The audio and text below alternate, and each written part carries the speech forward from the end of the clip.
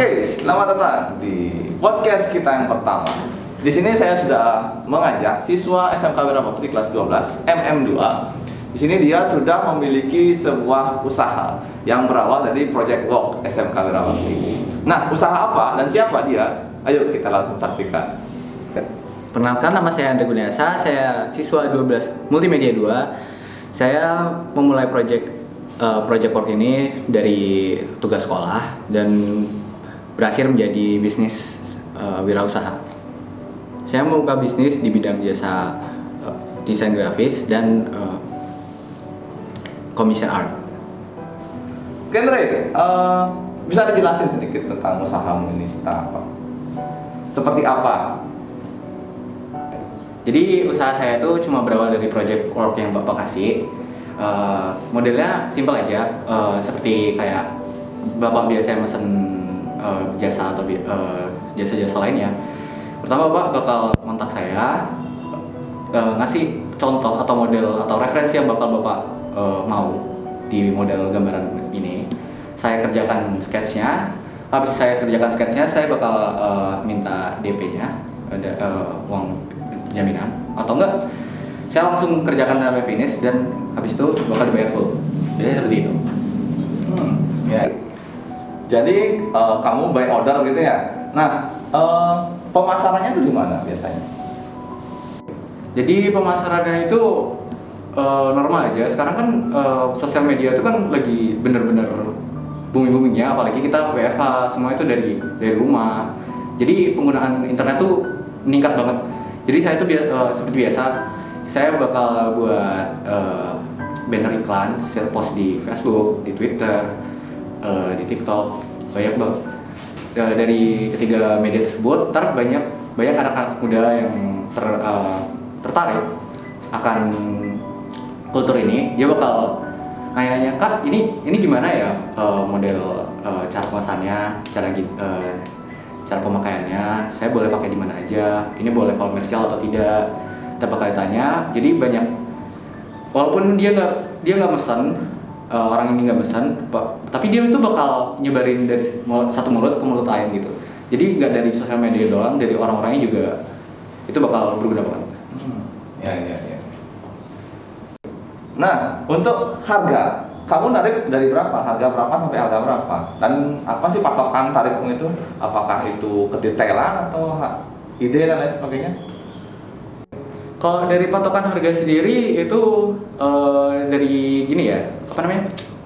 Bagiannya bakal digambar. Jadi ada beberapa kayak patokan pertama dari headshot. Headshot itu contohnya seperti cuma dari dada atas ke atas sampai ke ujung kepala. Habis itu ada namanya bust up dari perut tengah sampai ke ujung kepala. Ada juga half body ya dari pinggang sampai ke ujung kepala. Ada juga full body. Itu pun dibagi lagi. Ada yang cuma sketch only, saya kerjakan cuma sampai sketch. Ada yang simple color, jadi saya coloring simple aja. Ada juga full detail color sama tambah backgroundnya. Jadi macam-macam. Itu pun ada yang dari kisaran dari 70.000 sampai 150.000. Kalau itu pun dari pasaran, kalau saya jual di pasaran Indonesia segitu. Tapi kalau di pasaran internasional bakal beda lagi karena mata uangnya beda. Saya bakal pakai USD. Oke, berarti di pasar nasional, itu di pasar lokal kita harganya 70 ya sampai 100.000. Nah, kalau misalkan kamu nanti launchingnya di pasar internasional, sudah ada nggak yang mesen? Berapa harganya yang kamu lepas di pasar internasional itu? Kalau di pasar internasional kisarannya masih sama, dimulai dari $5, $10, $20, ada yang juga sampai $70. Kalau itu profesional artis, yang saya sendiri masih belum menganggap diri saya profesional artis karena artwork saya juga masih belum selevel itu, tapi saya yakin saya bisa sampai sana. Siap. Oke, gitu. Gimana? Apakah kalian semakin penasaran? Apa sih yang dibuat si Andre ini sampai menghasilkan uang seperti itu? Kita lihat tuh cara dia membuat atau apa hasil karya yang sudah dia kerjakan. Jadi ini produk yang 2 hari lalu saya selesaikan. Jadi ini kira-kira waktu pengerjaannya hampir 12 sampai 14 jam. Layernya Saya buat layarnya tuh nggak banyak-banyak banget, cuma 31 layar. Ini untuk mempermudah proses pengerjaan, semua layar saya kelompokkan berdasarkan genrenya, seperti shading, line art, base color, sama lain-lain, background dan line up background ini. Ini hasil jadinya.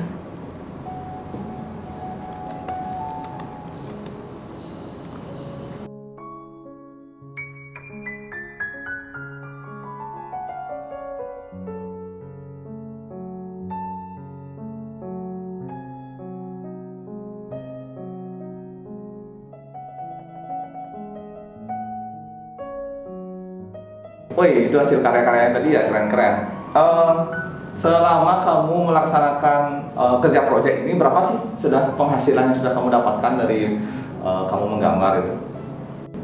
Jadi selama kerja proyek ini nggak banyak sih, tapi kurang lebih saya selama 6 bulan itu saya dapat 700 sekian. Itu pun nggak banyak, tapi bisalah bantu-bantu orang tua untuk bayar SPP sekolah. Gitu. Oh ini udah mantap itu. Jadi dia sudah bisa mengerjakan proyek sekolah sambil membantu orang tua. Jadi lumayan budgetnya untuk seorang pelajar. Jadi di sini kita bukan hanya mengajak belajar di kelas, tapi kita juga menciptakan wirausaha muda. Jadinya wirausaha masih usia sekolah. Itu mantap sekali. Mungkin nanti bisa disalurkan atau ditularkan ke adik-adik kelasnya lagi. Nah, Andre, menurut kamu bagus nggak kerja proyek ini? Atau apa manfaatnya kerja proyek ini bagi kamu? Menurut saya kerja proyek ini keren banget, bagus banget. Itu kan jadi kita sebagai siswa itu bakal terdorong untuk ngeluarin kreativitas kita, untuk mikirin kita bakal kerjain apa, kita bakal buat apa untuk selama 6 bulan ke depan. Apakah itu akan menguntungkan, apakah kita bakal kerepotan atau tidak. Itu pun pertanyaan pasti kita bakal mikir repot susah nih bakalan, tapi ntar kalau dijalanin juga ntar jadi kebiasaan juga. Tinggal mikirin apa yang kalian bakal suka lakuin, rubah hal itu jadi usaha. Itu aja sih simpelnya. Ya, meskipun banyak kendala ya, tapi kalau sudah dijalanin dengan niat dan juga karena hobi pasti akan nikmat kan gitu ya, apalagi menghasilkan. Nah, kan sudah punya usaha dan juga menghasilkan. Gimana sih pendapat orang tua setelah kamu menjalankan usaha ini? Kalau orang tua saya sih dia kayak bebas aja sih, kayak orang tua saya itu tipe orang tua yang kalau kamu senang dan itu hal yang gak merugikan orang lain, gak merugikan diri kamu sendiri, silakan lakukan. Apalagi kalau itu berguna untuk dirimu, silakan ibu dukung. Ibu sendiri dukung banget sampai buatin rekening baru, sampai buatin akun Visa sama PayPal. Itu ibu benar-benar bantu sih, orang yang paling bantu saya untuk masuk ke bisnis ini. Wah, berarti orang tuanya sangat support ya. Jadi itu juga pesan bagi orang tua di luar sana, kalau memang anaknya memiliki hobi yang menguntungkan atau hobi yang memang tidak merugikan apalagi menghasilkan, ya kita harus support. Jadi kita tidak boleh sebagai orang tua memaksakan kehendak. Kita juga harus memperhatikan perasaan anak kita. Jadi tidak perlu memaksakan anak kita untuk menjadi apa, ya, karena mereka juga memiliki hobinya masing-masing kan begitu. Nah, setelah kamu lulus nanti, apakah ada rencana untuk kamu melanjutkan atau mengembangkan usaha ini? Untuk rencana kedepannya sih, kalau saya maunya lebih fokus ke pasar luar sih, pasar internasional. Karena kan jujur saya merasa kayak pasar nasional ini di dalam Indonesia, bidang art atau seni seperti ini kurang diapresiasi dengan contohnya seperti nilai jual yang lebih rendah pada internasional. Mungkin itu bisa dikarenakan perbedaan mata uang, tetapi saya lihat sendiri dari biasa banyak komentar netizen atau anak-anak yang lain, cuma apa sih itu cuma gambar doang, gue juga bisa, kayak Allah gitu doang masa minta dibayar gitu. Banyak banget yang kayak gitu. Jadi kayak saya merasa buat apa saya jual di pasar yang benar-benar nggak terima produk saya. Harusnya saya mencari pasar yang menerima produk saya gitu. Iya. Wah, berarti rencananya kan sudah mulai meramah pasar internasional kan gitu ya. Jadi kan kamu punya keinginan untuk membuat karyamu itu diapresiasi dan juga diterima di pasar luar. Sudah nggak pernah kamu mencoba memasarkan hasil karyamu di pasar internasional, atau apakah sudah pernah laku atau gimana? Jadi